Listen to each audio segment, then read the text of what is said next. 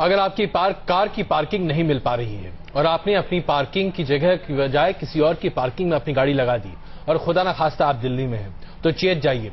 कोई भी व्यक्ति आपको बस 2 चटक दे सकता है, गोलियां आपके सर पर, और उसके बाद फिर आप ईश्वर को प्यारे हो सकते हैं।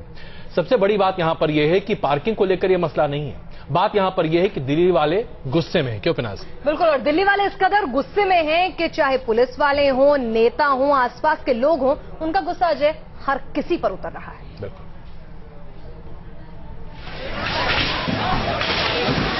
और दिल्ली वाले इस कदर गुस्से में हैं कि चाहे पुलिस वाले हों, नेता हों, आसपास के लोग हों, उनका गुस्सा अजय हर किसी पर उतर रहा है। बिल्कुल।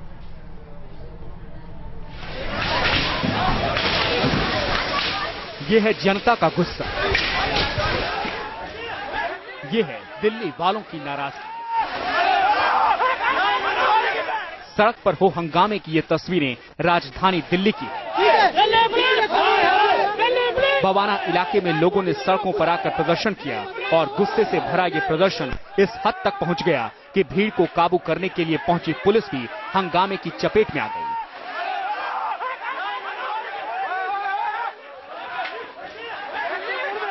गुस्से का आलम क्या था, वो इन तस्वीरों को देख आप अंदाजा लगा सकते हैं, जहां सब कुछ उल्टा हो रहा है। भीड़ के पीछे पुलिस नहीं, बल्कि गुस्साए लोग पुलिस के पीछे दौड़ रहे हैं।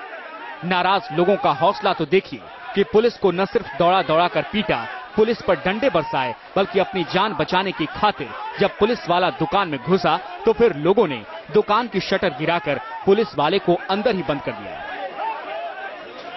दरअसल इस पूरे फसाद की वजह थी रोड रेज की घटना। बीती रात एक गाड़ी को बैक करते समय 2 लोगों के बीच कहासुनी हो गई। कहासुनी इतनी बढ़ गई कि कप्तान सिंह और साहब सिंह नाम के 2 भाइयों की गांव की एक हिस्ट्री शीटर से झगड़ा हो गया। झगड़ा बढ़ने पर हिस्ट्री शीटर ने दोनों भाइयों पर गोली चला दी।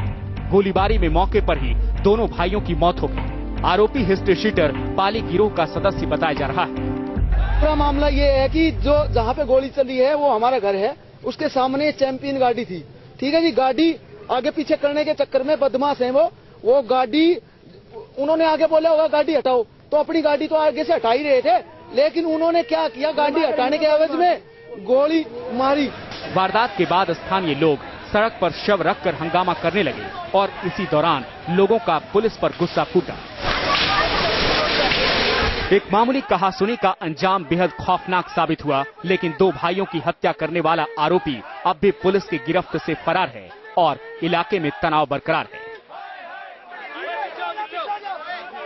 दिल्ली में गोलीबारी की घटनाएं आम हो चुकी हैं। पुलिस इस मामले की जांच में जुटी है, लेकिन इस घटना से एक बार फिर साफ हो गया है कि दिल्ली में अपराधियों के हौसले कितने बुलंद हैं। वीडियो जर्नलिस्ट सौमित्र घोष के साथ रुमान उल्ला खान, न्यूज नेशन, दिल्ली। तो आइए इस मसले पर बात करने के लिए हमारे साथ मौजूद हैं पूर्व दिल्ली पुलिस के कमिश्नर अमोद कंठ साहब और किरण वालिया जी, कांग्रेस के नेता इस वक्त हमारे साथ मौजूद हैं। कुछ देर में भारतीय जनता पार्टी से भी उनकी प्रवक्ता हमारे साथ जुड़ेंगे। अमोद कंठ जी, दिल्ली वालों को आखिरकार क्या हो गया है? दिल्ली वाले क्यों अपना आपा खोते दिख रहे हैं? क्या कानून व्यवस्था में अब दिल्ली वालों को विश्वास नहीं रह गया है? देखिए, दिल्ली में कानून व्यवस्था की समस्याएं तो हरदम से रही हैं और मैं तो बड़े साल से देख रहा हूं कि किस ढंग से कोई भी स्थिति बेकाबू हो जाती है, लोग बेकाबू हो जाते हैं। लोगों को विश्वास से ज्यादा एक आदत सी बन गई है जी। और लोग जो है मतलब कहीं पे कोई घटना अगर होती है तो उस घटना के बाद लोगों का भीड़ का इकट्ठा होना, कानून को अपने हाथ में ले लेना, ये बड़ी आम बात है। और अब हाल में जो बातें हुई हैं जी, देखिए, ये जो परिवर्तन हो रहा है, एक परिवर्तन जिसकी चर्चा हम लोग बार बार करते हैं जी। अब जैसे दिल्ली के मुख्यमंत्री खुद ही सड़क पे बैठ गए। दिल्ली के मुख्यमंत्री जो है उन्होंने डिक्लेयर कर दिया कि वो एनार्किस्ट हैं, अराजकता में विश्वास करते हैं जी। तो एक लॉलेसनेस जिस ढंग से बढ़ा है पिछले कुछ दिनों में, मैं समझता हूं कि दिल्ली पुलिस के लिए बड़ी भारी समस्या पैदा हो गई है कि कैसे कंट्रोल किया जाए। देखिए, ये एक अलग बात है कि इस घटना को नहीं होना चाहिए था, निहायत ही गलत है जी। मतलब ये कि किसी एक छोटे से पार्किंग के झगड़े पे गोली का मार देना और लोगों की मौत हो जानी अपने आप में बहुत ही बुरी बात है।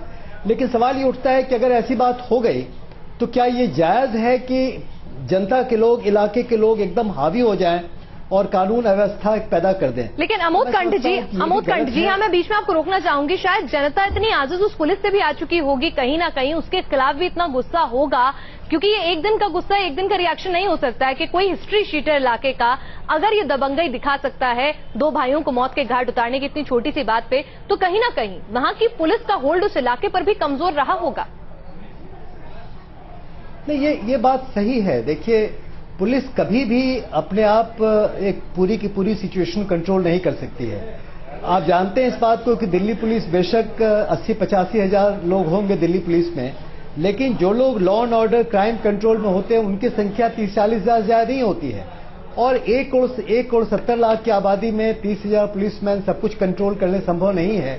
राष्ट्रीय स्तर पर भी आपको मालूम है कि मुश्किल से 20 से 25 लाख पुलिस ऑफिसर्स, पुलिसमैन पूरे देश में है 120 करोड़ की आबादी में जी। तो ये अपने आप में एक बड़ी बात है कि पुलिस अगर उसके लॉ एंड ऑर्डर का या कानून का एक समझिए तो उसका एक विश्वास लोगों पे न रहे तो बहुत कठिन है, बहुत बिल्कुल है। नहीं अमोद जी, इसमें कोई समझता हूं कि देश में जी अमोद जी इसमें कोई शक नहीं कि आप देश में अराजकता फैल जाएगी। जी, आप जो अराजकता की शब्द का इस्तेमाल कर रहे हैं, मैं उसी शब्द को जरा लेकर आगे बढ़ना चाहूंगा, लेकिन उससे पहले एक छोटी रिपोर्ट हम लोग आपके सामने पेश करना चाहते हैं। हम ये अपने दर्शकों को ये दिखाना चाहते हैं कि किस तरीके से आम आदमी पार्टी के एक विधायक जब अपने इलाके में पहुंचे तो वहां पर उन्हें कुछ देर के लिए वहां के लोगों ने बंधक बना लिया। और मसला ये नहीं था कि विधायक जी ने वहां पर कुछ अप्रत्याशित किया था, मसला ये था कि उस इलाके में एक सड़क थी जिसके ऊपर दीवार बना दी गई जो सरकार की जमीन थी।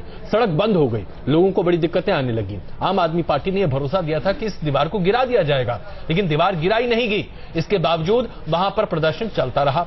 जैसे ही विधायक जी वहां पर पहुंचे, जाहिर सी बात लोगों का गुस्सा फूट पड़ा और घंटे भर तक के लिए विधायक जी को बंधक बना लिया गया। ये बात अलग है कि इसके बाद विधायक जी ने खुद ही तय किया कि वहां पर वो अनशन करना चाहेंगे और फिर खुद ही उठकर चले भी गए, क्योंकि उन्हें लगा कि कुछ मामला हल होता दिखाई नहीं दे रहा। लेकिन आज दिल्ली वालों में आज जो स्थिति बनती दिख रही है, जिस अराजक शब्द का इस्तेमाल आज अमोद कंठ साहब कर रहे हैं, वो अराजकता कहीं ना कहीं आती दिखाई दे रही है। देखिए रिपोर्ट। हक मांगते नहीं किसी से भीख मांगते, हक मांगते नहीं किसी से भीख मांगते, हम अपना हक मांगते नहीं किसी से भीख मांगते। हम जाने नहीं देंगे इनको जब तक हमारा रास्ता नहीं खुलेगा। विधायक है तो इस पब्लिक के लिए है, ना कि अपने आप के लिए। विधायक बनाया पब्लिक ने बनाया है। ये गुस्सा आम आदमी का है, आम लोगों का ये गुस्सा फूटा है जो आम आदमी पार्टी के विधायक राजेश गर्ग के लिए मुश्किल का सबब बना। दिल्ली के बादली औद्योगिक क्षेत्र के राजा विहार में रास्ता खोलने की मांग को लेकर आम आदमी पार्टी के विधायक राजेश गर्ग को लोगों ने बंधक बना लिया। नाराज लोगों की एक ही मांग थी कि चुनाव से पहले जो वादे किए थे वो पूरे करें। बड़े सौभाग्य की बात है हमारे लिए कि जो हमने अपने विधायक को और पदाधिकारियों को डिपार्टमेंट के आज हमने इनका घेराव कर रखा है, मगर जब तक इनको हम यहां से नहीं जाने देंगे, इन बंदरों को जिन्होंने हमारे को घेरा है, हम जाने नहीं देंगे इनको जब तक हमारा रास्ता नहीं खुलेगा। ये लोग नहीं मान रहे हैं कि हम तो बंधक बनाएंगे, अब जैसी इनकी इच्छा। स्थानीय लोग काफी गुस्से में थे, इसलिए आप विधायक राजेश गर्ग और अधिकारियों ने चुपचाप बैठे रहने में ही भलाई समझी। अधिकारियों का कहना था कि मामला कोर्ट में है, इसलिए वो मजबूर है, तो आप विधायक अपनी सरकार न होने को ढाल बना रहे थे। तो मुझे उम्मीद थी कि अरविंद जी चीफ मिनिस्टर रहते तो आज अब तक ये काम हो चुका होता। जो यहाँ से करे वो हमें यही चाहिए। सुबह 11 बजे से बंधक बने बैठे विधायक और अधिकारियों को पुलिस रात के 8 बजे तक भी लोगों के चंगुल से निकाल नहीं पाई थी। मौके पर भारी तादाद में स्थानीय लोग जमा थे और पुलिस का भी खासा बंदोबस्त था। नाराज लोगों का आरोप था कि आम आदमी पार्टी ने विधानसभा चुनाव से पहले जनता से लंबे चौड़े वादे किए और जब उसे निभाने का वक्त आया तो सरकार से इस्तीफा दे दिया। इस बीच गुस्साए लोगों ने चारदीवारी को भी क्षतिग्रस्त कर डाला। मौके पर भारी तादाद में पुलिस फोर्स पहुंच गई, लेकिन जब लोग उनकी बातों को मानने के लिए तैयार नहीं हुए तो शाम 7:15 बजे पुलिस ने हल्का बल प्रयोग कर अधिकारियों को मुक्त कराया। लेकिन लोगों ने विधायक को मौके से नहीं जाने दिया। बाद में विधायक ने भी लोगों की मांग को जायज बताते हुए रास्ता नहीं खोले जाने तक धरने पर बैठे रहने का ऐलान कर दिया। अब तक तो आप मेरा घेराव कर रहे थे, अब मैं आपका घेराव करूंगा। हम नहीं जाएंगे, हम जब तक बैठेंगे जब तक इस पर कोई फैसला नहीं हो जाएगा। इससे पहले आम आदमी पार्टी के एक और विधायक गुस्से का शिकार हुए। दिल्ली के संगम विहार में आपके विधायक दिनेश मोहनिया को एक महिला ने थप्पड़ जड़ दिया। ये घटना पानी के मुद्दे को लेकर गर्मागर्म बहस के दौरान। TV news nation. तो ये आपने देखा किस तरीके से दो विधायकों की जो हाल किया वहां पे उनके लोगों ने, ये अपने आप में साबित करता है कि लोग अब बकवास बर्दाश्त करने के लिए तैयार नहीं हैं। किरण वालिया जी इस वक्त हमारे साथ हैं।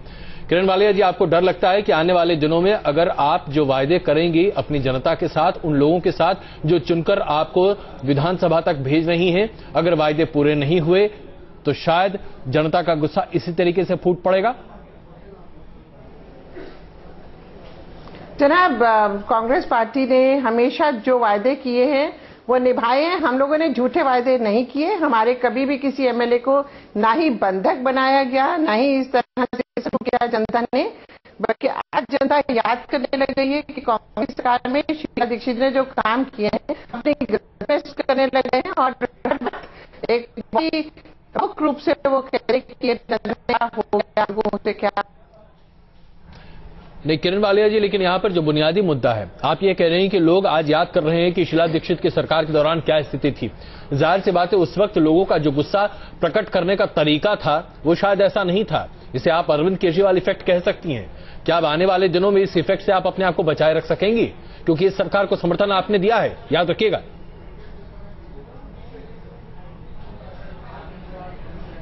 ऐसा लग रहा है कि कुछ तकनीकी दिक्कत है। किरण वालिया जी से हम संपर्क नहीं साध पा रहे हैं। यही सवाल हम जय नारायण भगवान जी से भी लेना चाहेंगे। जय भगवान अग्रवाल जी, जो कि बीजेपी के नेता इस वक्त हमारे साथ मौजूद हैं। जय भगवान जी, वायदे आप लोग भी लंबे चौड़े करते हैं। 30% बिजली कम करने का वायदा आपने भी किया था। मान लीजिए नहीं कर पाते अगर खुदा न खास्ता, तो ये स्थिति आपके साथ भी हो सकती थी। हम वही वादा करते हैं जिसको हम पूरा कर सकते हैं, क्योंकि मैं पिछले 20 वर्ष तक लगातार विधायक रहा हूं। बिजली के निजीकरण के मामले में 12,500 करोड़ रुपए का घोटाला हुआ था। हमने पूरी तरह जांच पड़ताल कर ली थी। अगर हम कंपटीशन लेकर आवते और ग्लोबल टेंडर करते तो कंपटीशन में जो कंपनी आती निश्चित रूप से 30% बिजली के दाम बढ़ा सकते थे। जय भगवान जी, विरोध तो पहले भी होता था, प्रदर्शन पहले भी होते थे, आरोप पहले भी लगते थे, लेकिन क्या आपने एक रास्ता दिखा दिया है लोगों को प्रदर्शन करने का कि अगर मेरी मांगे ना मानी जाए तो अनशन पर बैठ जाओ, इस तरह से काम करो? नहीं, झूठे वादे जो करते हैं उनको इसी प्रकार की बात रास्ता क्या उन्होंने दिखाया जिस पर अब दिल्ली की जनता चल निकली है? ऐसा आपको कहीं ना कहीं लगता है? नहीं, कौन सा रास्ता कि लोग इस तरह से बैठ जाते हैं अनशन पर, आए दिनों अपने गुस्से को इजहार करते हैं और उस गुस्से को एक नेता को थप्पड़ मारकर बता देना कि भाई साहब हम आपको इतना ही समझते हैं। झूठे वादे करने वालों की यही हालत होनी चाहिए। अब जनता समझदार हो चुकी है, झूठे वादे बर्दाश्त नहीं करेगी। जो वादे यानी कि आप इसका समर्थन करते हैं, आपकी पार्टी के नेता भी अगर वादे पूरे ना करें तो उनको भी यूं ही थप्पड़ जड़ दिया जाए? बिल्कुल, जो झूठे वादे करता है सबके साथ इससे अराजकता नहीं फैलेगी? नहीं, अराजकता तो तब फैलेगी ना जब हम झूठे वादे करेंगे। अच्छा, चलिए अमोद कंठ साहब, अब मैं इसी सवाल को लेकर आपके पास आता हूं। आपने न सिर्फ दिल्ली के पुलिस प्रशासन को बहुत नजदीकी से देखा है, कई राजनीतिज्ञों के कामकाज के तरीकों को भी आप बहुत अच्छे से जानते हैं।